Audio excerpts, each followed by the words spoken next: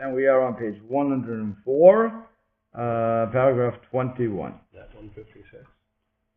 No, 104. Boy, how did I get that screwed up? It said in Kedushin 49b, if someone engages himself to a woman on condition that I am a Torah scholar, so she says to the girl, I'll marry you on condition I'm a Torah scholar. One does not say that he must be like Shimon ben Azai in order for the engagement to take effect. In other words, he's married. The Gemara says, then this is the Gemara, if I say I want to marry you on condition that I'm a Torah scholar, then it could be that you are. Or if I'm going to be, I'll marry you on condition that I'm a Baal Tshuva, even though you're a Rosh Gemara, you're a totally wicked guy. For that 1 second you may have thought to do Tshuva, we don't know. So we say, marriage takes effect. Okay? Torah scholar is, again, you don't have to be like Shimon ben Azai, you just, whatever we define as Torah scholar, that may be what it is. So, and if he says, on condition that I am wise, one does not say that he has to be as wise as the sages of Yavne, as Rabbi Akiva and his companions. From here we see that the memory of our sages of blessed memory, the outstanding sages were Ben Azai and Rabbi Akiva.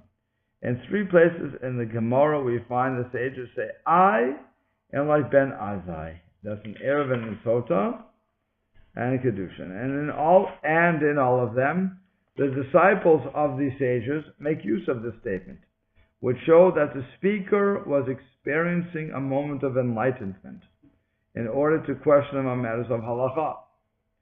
From this we learn that the greatness of Ben Azai is mentioned without specifying what sort of greatness it means, what sort of greatness, and it means his greatness in halacha. Remember, the Chazon Ish is very big on halacha. He said before that without halacha, one cannot have wisdom.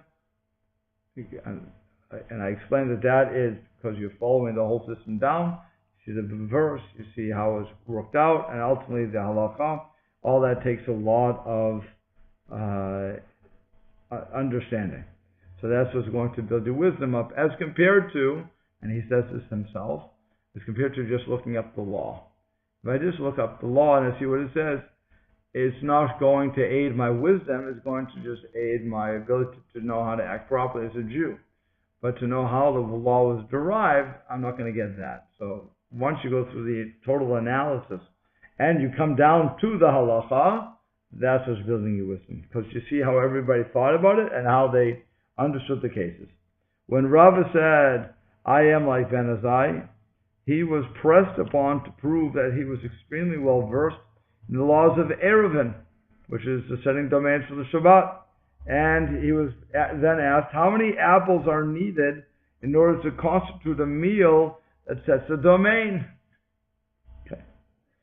When Abaye made this statement, he was pressed upon to prove that he knew the laws of Egla Arufa, the halachot, the laws pertaining to a murdered person being found outside the city. What happened was, if there was a murdered person outside the city, so and you could not find the murderer, and nobody's jumping up and saying, I did it. Okay?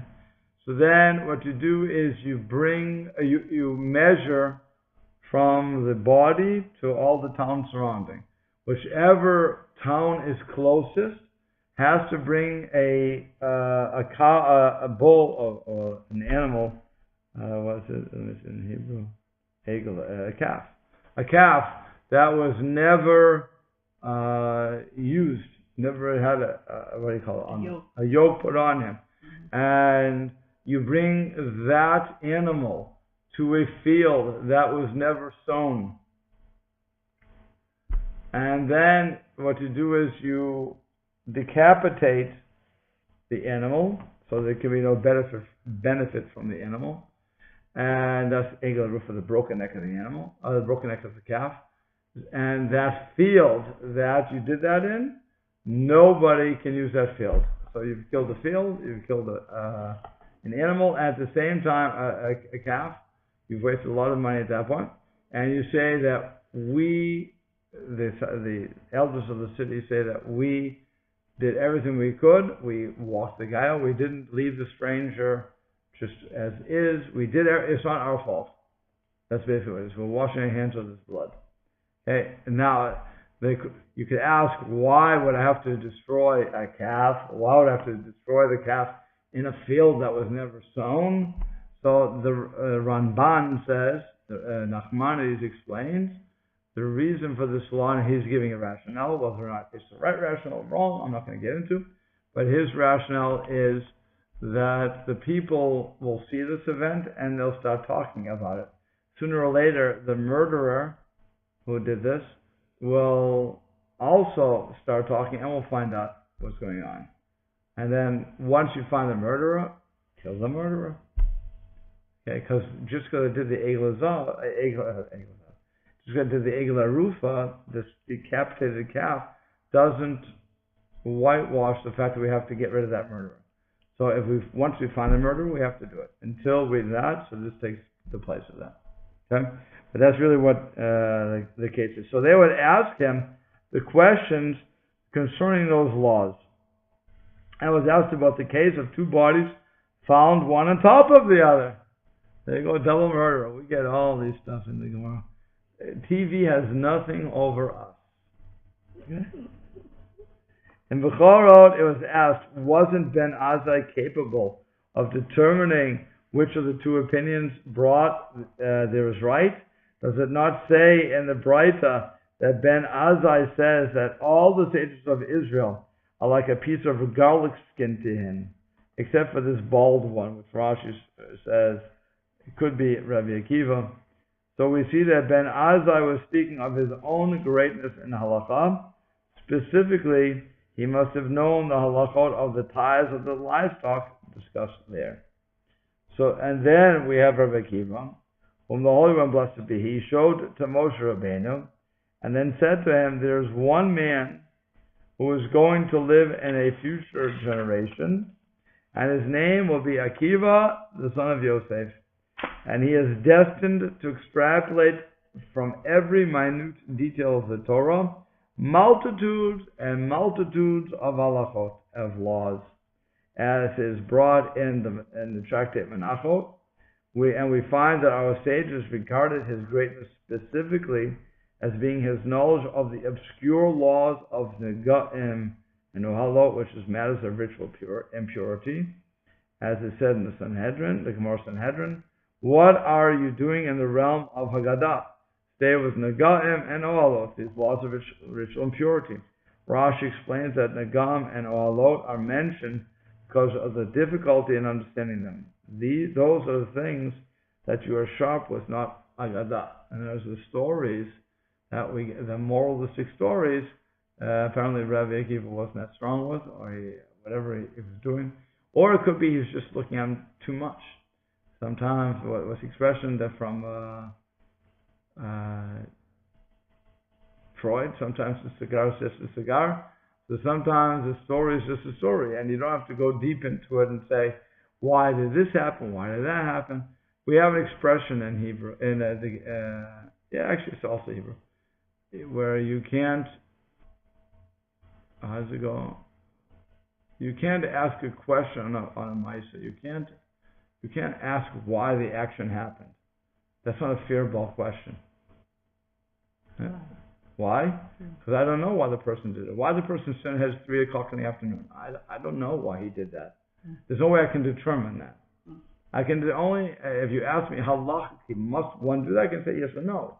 But you can't ask a question on why somebody did one particular thing. It's an impossibility to answer that properly. Unless he's saying why he did it. Otherwise you can't ask. I forget how you say it in Hebrew, but I remember don't ask for on a Maisa. So it's partly it's yeshiva. You don't ask on a Maisa. But it's a pointless question. You're guessing. Right. Again, unless the person himself explained, I did this because of blah, blah, blah. Whatever, ABC. You know. But otherwise, you can't do it. And I know kids love to do that, by the way. When you're learning Gemara, when I'm learning anything with kids, besides adults, but the kids especially, where you go through the story and the child will say, Well, why did he do that? Why do you have ice cream at 3 o'clock? I don't know. That's not what we're looking at. We're looking at a different question in the Talmud. Maybe it would be an important question for you later on, but you'll never get an answer.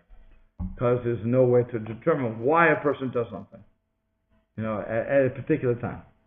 So that's why you never really ask on the Maisa, unless the rabbi is trying to teach something by that. So it's possible that when Rabbi Akiva looked at these things, or he was trying to get sharp on something else, so they said, this is not your area of expertise. Go back to what you know, and namely the laws of ritual impurity. Now, when good characteristics and deeds are combined in one person, it is common to change these characteristics from a name of an act to an adjective, such as a tzaddik, a righteous person, chassid, a pious person, chacham, a wise person. The use of such an adjective implies this person's persistence in good deeds, true persistence, as well as having concentrated his energies and sense of purpose on adhering to the good and avoiding the bad. The service of Hashem is his life's goal and the ideal he's constantly striving for. From the three parts of the Bible, the Torah, prophets, and the holy writings, in other words, the Tanakh, as well as from the words of the sages, we see that the adjectives tzaddik, chassid, and chacham, again, righteous one, pious one, and wise man, are used for outstanding people, beloved by Hashem, the best of mankind on earth. If we search and find someone who has these great attributes that bestow on him the title of the beloved of Hashem, whose creator is happy with him, then we will know that the way that is beloved to Hashem, the way that man ought to conduct himself. In other words, find that role model, go with it. In Baba Kama, it states that Shimon Ha'amsoni, I look at the Hebrew for that one, I can't understand that one, would extrapolate halachas from every et in the Torah. Now, what does et mean? And direct object. Direct objects. It's a direct object marker. It has no meaning normally. It could mean with. Viv means and. Right. It could mean with at times, but normally it's just a direct object marker. There's no way to translate the word et in English. There's no English translation for that. Okay? Yet he would look at every et, and he would extrapolate halachot from that. We would look at et and say, okay, so we have a direct object coming up, big deal. He would find halachas. Okay, that's how in tuned he was into the Torah. Talk about secrets of the Torah. Yeah. Because it's the direction of the verb. The action goes to truth. Okay, it's good. That also the verb going to the adjective, going to the noun. That process of the language. Right. To describe people that do an activity, that you get an adjective for the act, and then it goes into the action. It's almost like the direct object. Okay, I hear. So then it says, when he reached the verse, Eit Hashem Elokecha Tirah, which means you shall fear Hashem your God, he took back his words until Rabbi Akiva came and taught that et there comes to add Torah scholars who should be revered. As he was thinking, maybe there's no et here.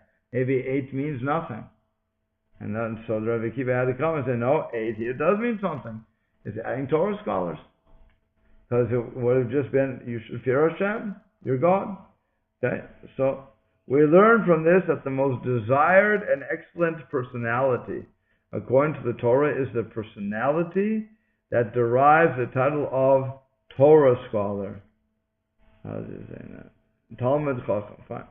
Rabbi Akiva himself allowed himself to compare the reverence that should be felt toward his highly valued person to the reverence that is due to Hashem, extrapolating it from the verse et Ha'ed Hashem Elokecha Tira. Again, you should fear your God. You should fear Hashem, your God. If this is so, then if we know the precious acquisitions that enabled that person to deserve this title, we will know the important deeds that are beloved to Hashem, the desired actions and behavior of a person on earth during his lifetime. So what I'm supposed to do is look at these giants, like Rabbi Akiva, and people in our own time, whoever those giants may happen to be, and see how they live, see what they do, and then emulate that, because that's what Hashem wants, because they're living a halachic life. That's why it's so important to learn Hebrew, because there's more than even words that don't have meaning. Oh, that's true. Have meaning. That's true. But not only is it important to learn Hebrew, that would get you to the first level. But when you realize that there is a hidden meaning to these words, and that's what you're missing, because all we're doing is looking, it's like I look out the window, I see the trees, whatever I'm seeing out there, but I really don't understand how everything works together. Once I become a botanist, to look at these trees and everything else, then I can see all the wonders of how everything is interconnected, and how one tree needs the other plant and so on and so forth. When I start drushing that out, as it were, it's a deeper understanding. Right. So, everything comes like that. That first we have to see what's in front of us, that we have to understand that, and then we have to go deeper and deeper and deeper.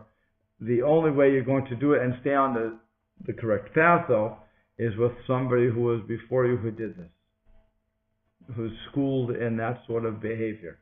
So if this Talmud Chacham that we're looking at, and again emulating and trying to understand how that person thinks, how they eat. There's an old thing. You go to a Rebbe. If you go to Hasidic Rebbe, they have what's called a Tish. Okay?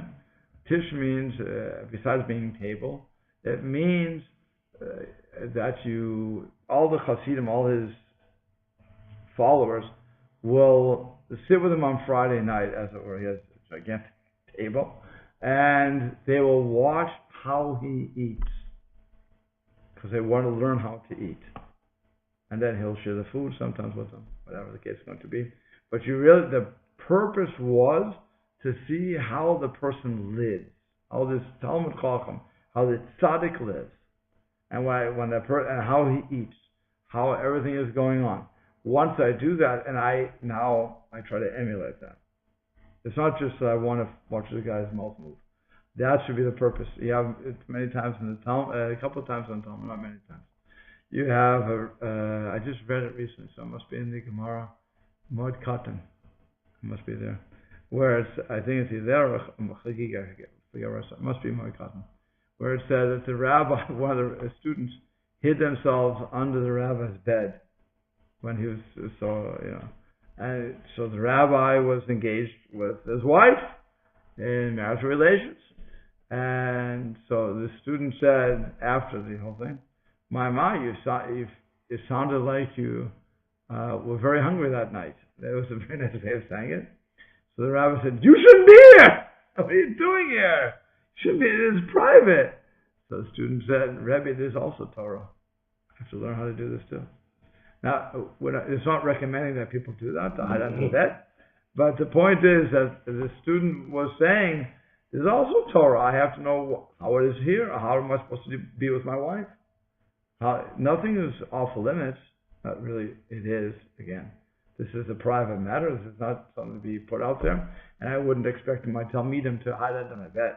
And I know when I welcome that, and I would, and I don't think anybody would want that. But the Gemara, like I said, the student of this Rebbe was getting that point across, that really I have to watch you for everything.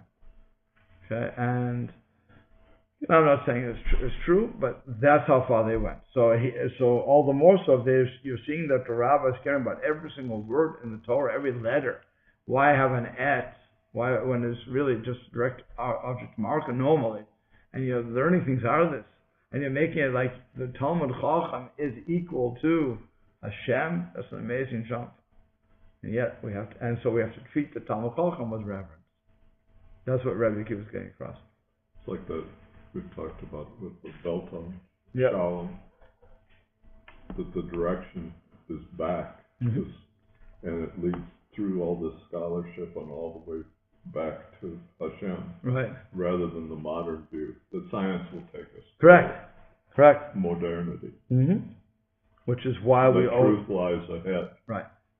Which is why we spend so much time, certainly in the yeshiva, studying these ancient works, which the normal guy would say, why am I wasting my time?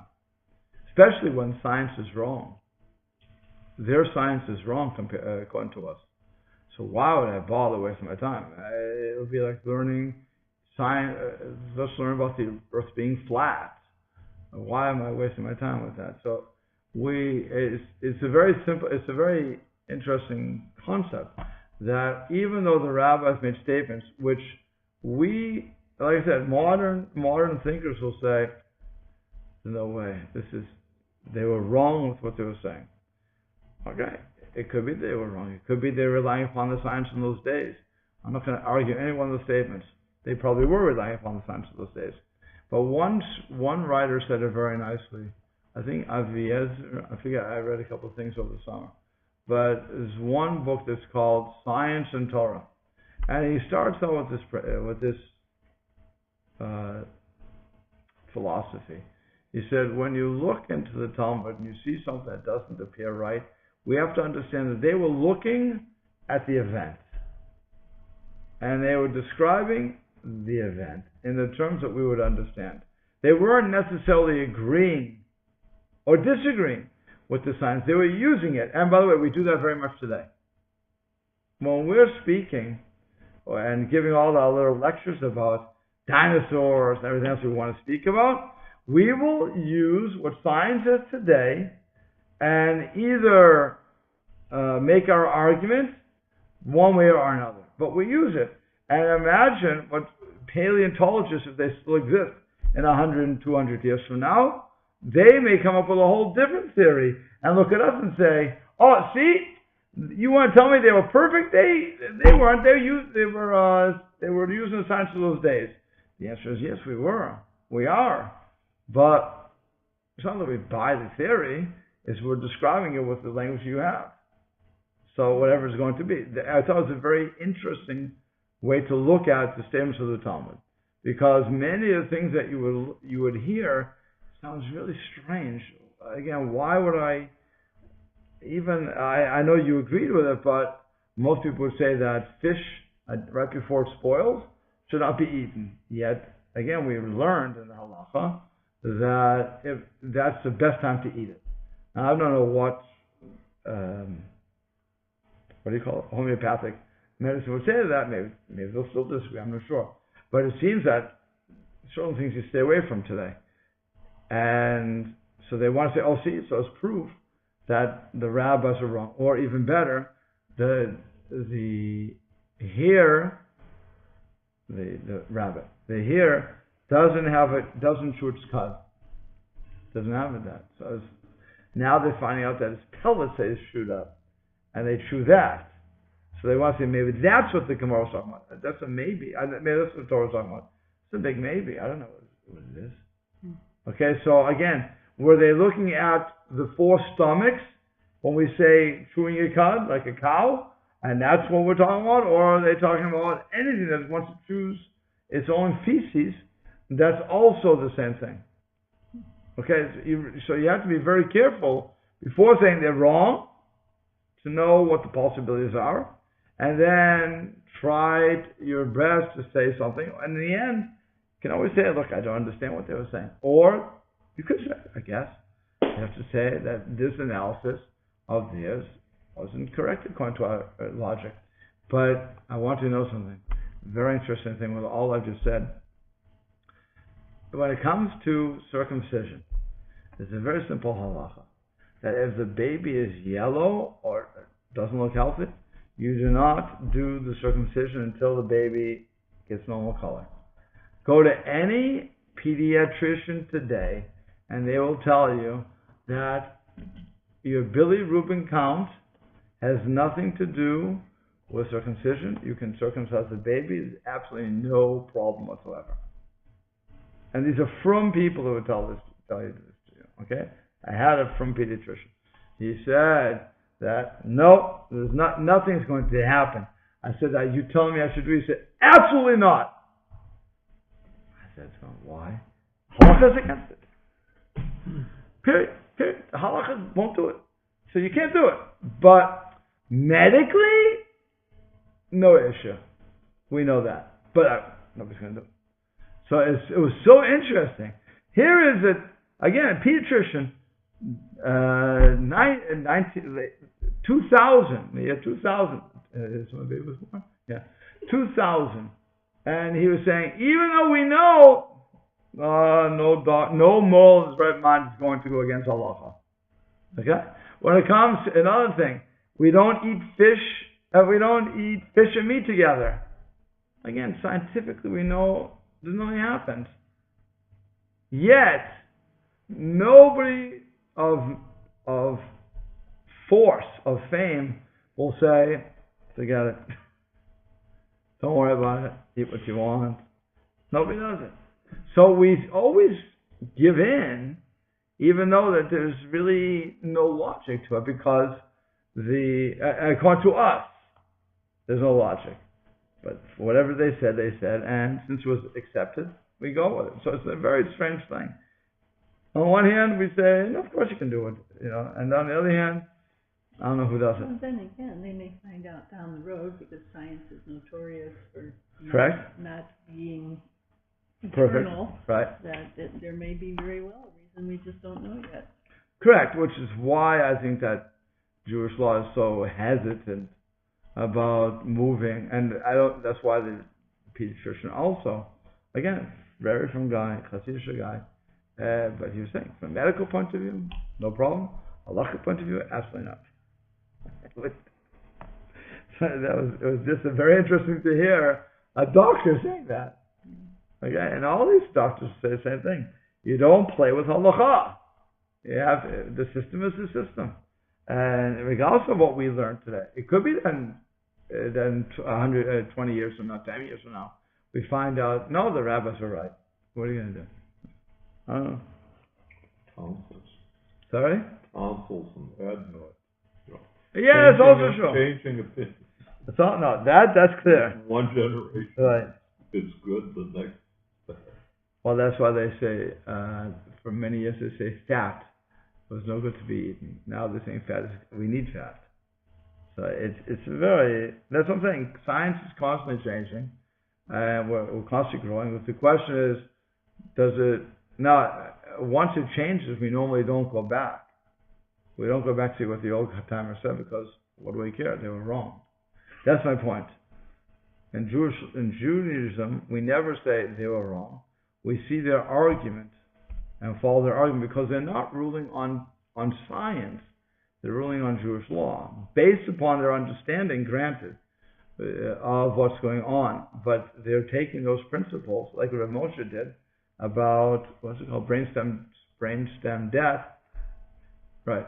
And he got his information from the doctors. If that changes, then his response would change. But and he said, according to what the doctors told me, this is where it falls into, and that's it. So then he goes back to halacha. Now he's just plugging in halacha time. So again, we have to be very careful of when we're saying they were wrong. They weren't wrong. They were ruling on what the information they had from those particular people. It's like the theory of knowledge. To try and, where do you center your beliefs? Right.